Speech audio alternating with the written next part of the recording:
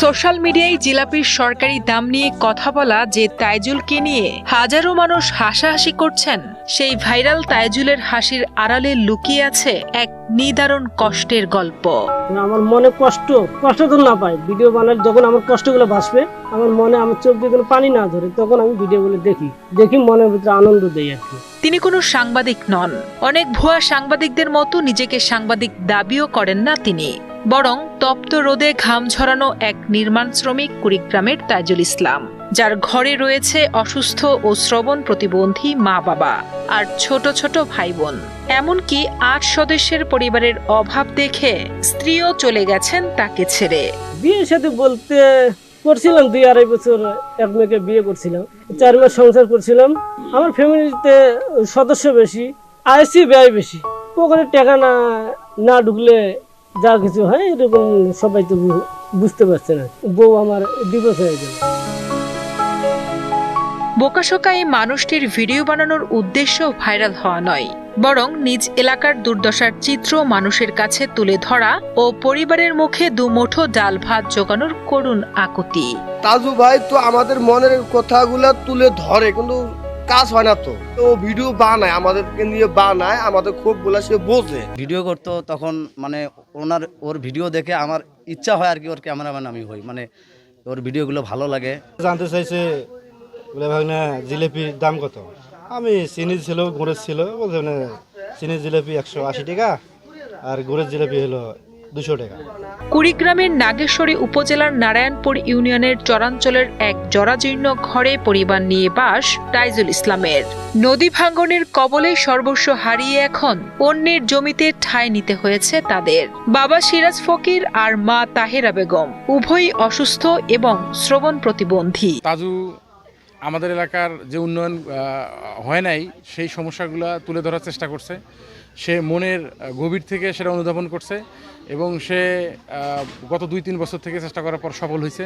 বাপ টসা ওর মাও টসা, অনেক গানে কম শোনে, 2টা বোনক বিয়ে দিছে, খুব গরিব অসহায় মানুষ, মানুষের বাড়ি রাখবো একটু গতকলি খাড়া আছে। পরিবারের বড় ছেলে হিসেবে 8 জনের সংসারের বোঝা বইতে তাইজুল পাড়ি জমান ঢাকা শহরে। ঢাকায় রাজমিস্ত্রির জোগালি হিসেবে হাড়ভাঙা খাটুনি তার নিত্য সঙ্গী। নিজের জীবনের এই সীমাহীন কষ্ট ভুলতেই শখের বশে মোবাইল কিনে ভিডিও তৈরি করেন বলে জানান তাইজুল। ছোটবেলার থেকে আমার মা যখন মাটি কাটে, আমার অনেক কষ্ট, রড মিস্ত্রি শ্রমিক হিসেবে কাজ করি আমি। ওই পেশায় এই পর্যন্ত কাজ করতে আছে। একটা মাসে 2500 1000 টাকা 500 টাকা যোগে 1.5 বছর 10,000 টাকা জোগাইছি। আর এদিকে সংসারও চালাচ্ছি, চাল ডালও কিনছি, এইভাবে ফোনটা কিনছি আমি। ফেসবুকে তাজু ভাই 2.0 নামে একটি পেজ আছে তার।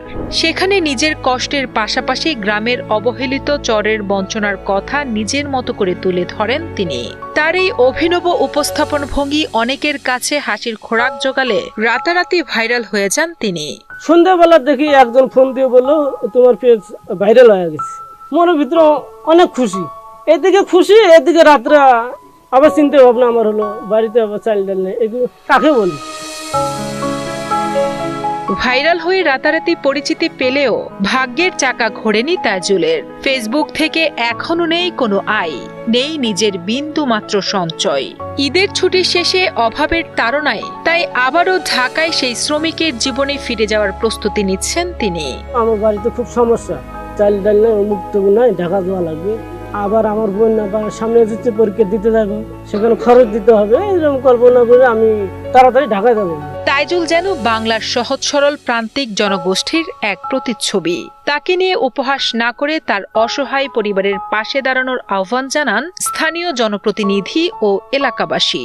কিছু কিছু মানুষ কিন্তু ট্রোল করতেছে আসলে যে সে সাংবাদিক। ভাই আসলে সে সাংবাদিক না, সে কিন্তু একবারও বলেনি সে সাংবাদিক, সে কিন্তু এলাকাকে নিয়ে ভাবে, কিন্তু সে কারণেই এলাকার সমস্যাগুলো কিন্তু সে তুলে ধরার চেষ্টা করতেছে। ভাইরাল আছে, এটা তো আমাদের জন্য অনেক সুখবর, কারণ আমাদের এলাকার একজন এইরকম দরিদ্র ছেলে একটা ভাইরাল হবে, এর চেয়ে আনন্দের বিষয় আর কি আছে।